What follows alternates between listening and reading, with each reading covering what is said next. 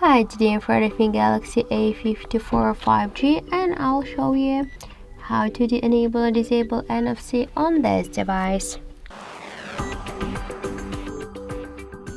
So first we should open the settings application and then tap to connected devices. To the connection section. Then you'll see here NFC and contactless payment section or switcher. You should just click on the switcher to activate or turn off the NFC option. Also, we can make it just by another way. Just first you should open the control panel and find here NFC icon.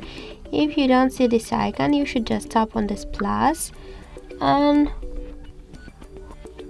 in this up section you'll see NFC. Just hold this icon, drag it to your panel, click to done, and now we can use NFC from our control panel.